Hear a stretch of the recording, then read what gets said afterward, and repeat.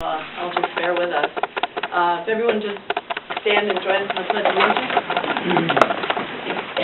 Pledge of Allegiance to the flag of the United States of America and to the republic for which it stands, one nation, under God, indivisible, with liberty and justice for all.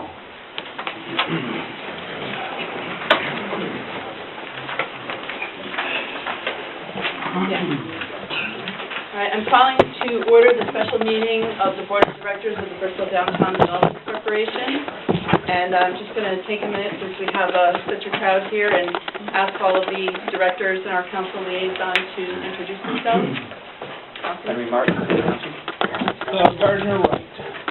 John Barnes. Barbara Conking. Hi, Mark. Frank Johnson. I'm Jennifer Harris-Simlin, Senior Chairperson. David DeBasio, Legal Counsel for the BDDC. Dick Harrell, Executive Director. Okay, the first item on the agenda is the approval of the minutes of our previous regular meeting, which was January 13, 2014. So moved. Under second? All in favor? Any opposed? Minutes are approved. Next item on the agenda is written communications received by board members. Does anybody have anything? I received the public portion of Renaissance's financing plan, which I distributed to the board. I also received a cover letter from Attorney Fury, counsel to Renaissance, containing their financing plan that they submitted as a confidential document and asked the BDDC to treat it as such.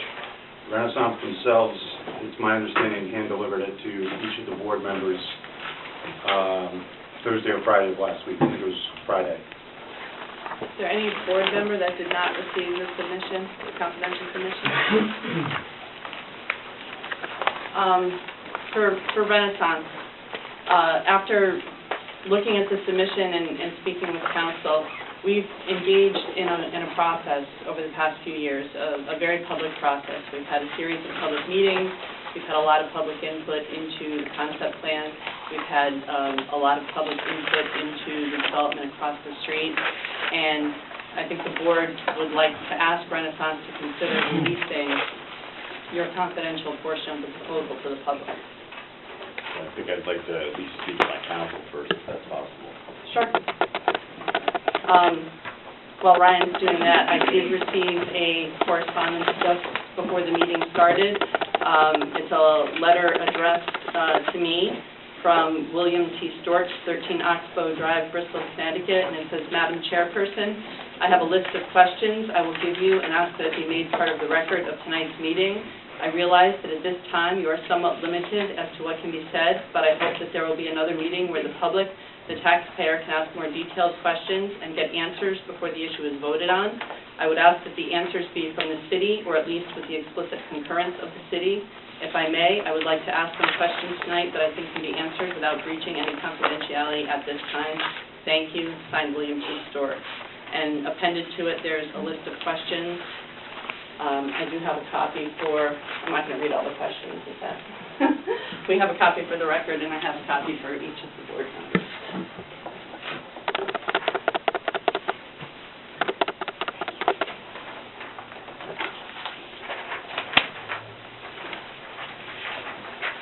No alcohol.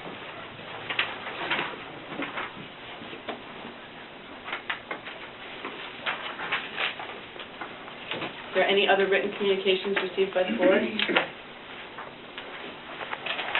I don't know if this would count, but I did receive a couple of requests from Mr. Collins for information, namely the meeting agenda, which I provided him, and some questions about whether or not the special meeting would be taking place. Okay, while we're waiting for Mr. Porter to come back,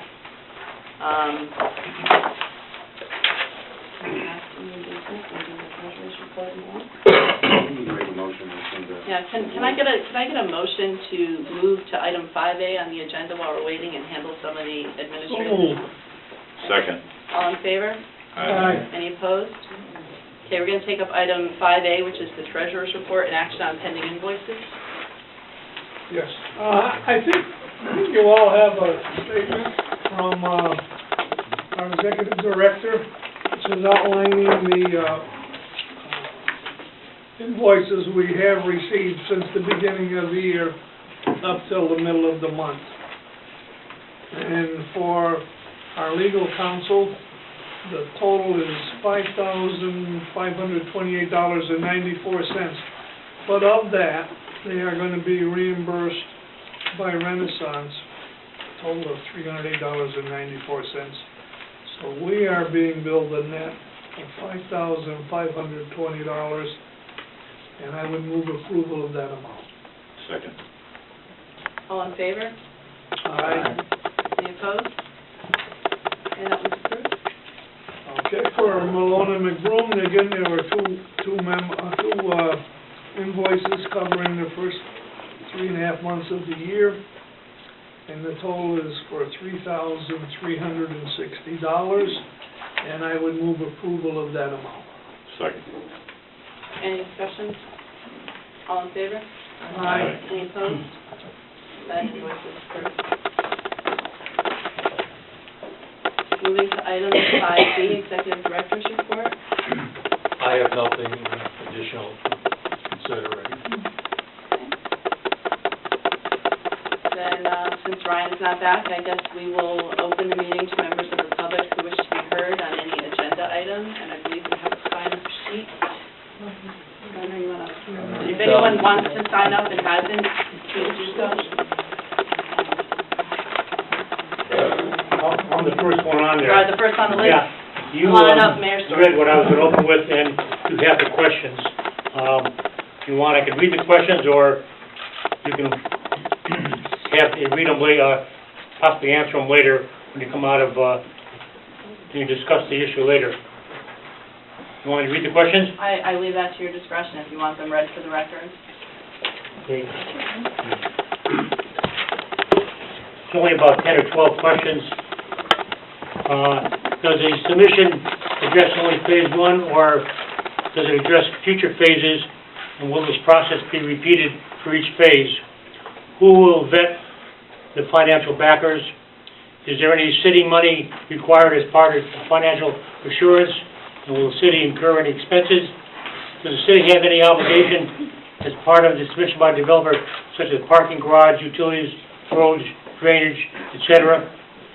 Will the city's protection if the developer defaults, or what is the city's protection if the developer defaults or chooses to sell? Will the new owners have to complete the project as submitted, or will the city get the property back? Are there any stipulations, requirements, such as housing, being required by any of the backers for this phase and future phases? Will there be a construction schedule with penalties for non-performance? Who will monitor? Will there be a clerk of the works sort of responsible to the city? Is there a time frame for the start of subsequent phases? Have all permits been approved for building, parking, etc., or will more permits be required that will cause a delay? And has the price been agreed upon for phase 1 and subsequent phases? I'm sure there are other questions, and I hope that the public, which has been patient at this time, will be given opportunities to get their answers to their concerns in future meetings. Thank you. Thank you. The next person on the list is John Foy, and I'll apologize in advance for anyone's name. You got it right. John Boy, 70 Wintergreen Road, Bristol, Connecticut. My question concerns the chairman's letter to Renaissance. Have you received the answers from Renaissance? And will they be made public? The questions that I asked Renaissance were reprinted in the confidential, in the document that's been submitted confidentially with responses. Thank you.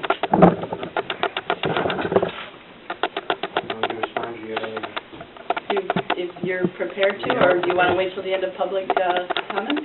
It's the chairman. Go ahead. Attorney Timothy Fury, 43 Bellevue Avenue, Bristol, Connecticut, representing the prepared developer of Renaissance Downtown of Bristol. I met with Don Monti, the principal of Renaissance Downtown, and the project manager, Ryan Porter, whom you're all familiar, for a few minutes. and they have indicated, as they have in this entire process, they do wish to be and have been transparent with the community in all phases of this project, as is reflected in the public portion of the document they've already released to the public, and they will agree to release the confidential portion of the document to the public for review. That being said, however, we do feel it is important for the negotiation and details and discussion of the financial portions of this project be done in executive session, just like when we worked on the PDA itself, given the nature of the discussions to develop it, and we would ask that those discussions with the BDDC of getting down into the weeds on the proposal after it gets to place in executive session. We would hope that that discussion would start with the BDDC team. And Don has come from New York with his team for that, to begin that purpose. So just to be clear, so we understand, Renaissance is agreeing that that confidential portion can be made public, but they want the discussions about the confidential portion to take place in executive session. Yes, they do. So, Madam Chairwoman, I brought 10 copies of the confidential portion, and if it's acceptable to the BDC, based on that representation, I think we should make them available to the public and take a 20-minute recess so that people can review them. We can resume the questions and then determine whether or not we're going to go into executive session. Can I have a motion to that effect? Is that, I'll make the motion. And I'll second it so you can discuss. And now I'll open it for discussion. Is that in line with the proposal that you're offering? That we distribute it and take questions on it tonight, or are you offering something different than that? No, we want to have discussions with the BDDC about the proposal. There will be questions that I assume the BDDC has, some of which that may elicit other responses with confidential information we don't necessarily want to share with the community based on knowing what we have in this document and based on our past performance. We're happy to be consistent with our past conduct and release that to the public. But there are things that are very frank questions you may have that are appropriate questions that are getting down into the weeds that shouldn't be a part of a public discussion, that do get into the very nature of our company and the companies of our partners, and we want to have that be Tim, may I executive just session. add Yes. something to that? This is Don Monti.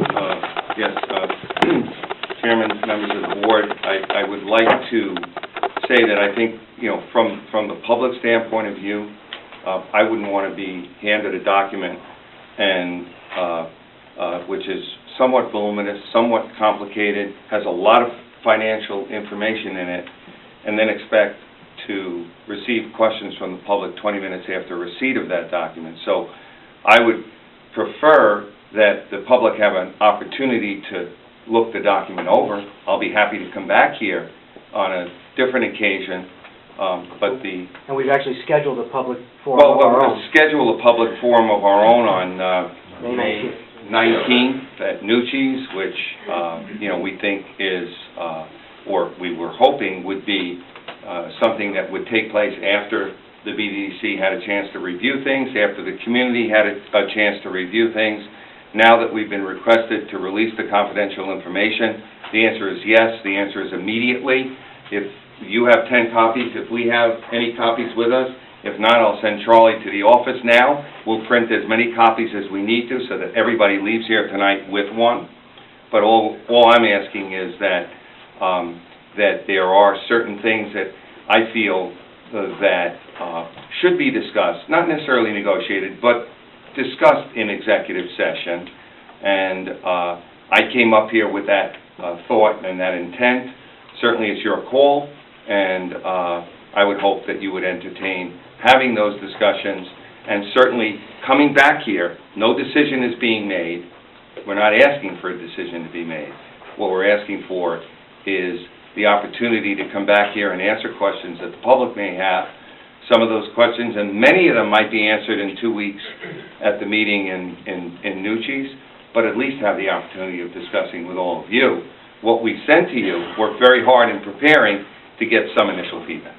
Mr. Monti, I think that that's fine, and I think that we can still do that from all of these people are here, and I think that they want the opportunity to tell the board what they think about your plan. So I think what we'd like to do is give them the plan, give them some time to look at it, and then if we'll resume public comment session, maybe we can take an executive session while folks are reviewing the plan, give them an opportunity, so if they want to speak to us and maybe influence us and tell us what they think, they have that opportunity to do it. We are not having an official meeting at your meeting on the 19th. It's not an official meeting of the board, and these members of the public are not going to have the ability to speak to us as a board at that meeting. I think that's a great idea. And I would just ask for a little patience on my own part, because it was a special meeting, I'm also committed in the next hearing room. Well, let's do, as Dave suggested, we have a motion pending, to take a 20-minute recess, hand out copies of the proposal to folks who want to review it, and then we'll resume and figure out what the next step is from there. So we've got a motion, we've got a second. Is there any further discussion from the board? Can you change the agenda of the meeting, or the special meeting? I don't believe we're changing the agenda of the meeting. 24 hours. We're reordering it. When you come back after for our public to participate, is that not a change, or is that going to be the same item you had? There's an item number 4 for opening of the meeting to members of the public who wish to be heard on any agenda item. That's the part we're on now. Right, and we're going to suspend it. We're going to take a 20-minute recess. You can reorder it. We can reorder, but we're not going to... Just can't add We're not adding anything to the agenda. I would hope that you consider a subsequent meeting when people had a chance, other people besides here had a chance to look at the report. We have a motion and a second. Is there any further discussion from the board on this issue? Hearing none, all in favor? Aye. Any opposed? We're going to take a 20-minute recess. We have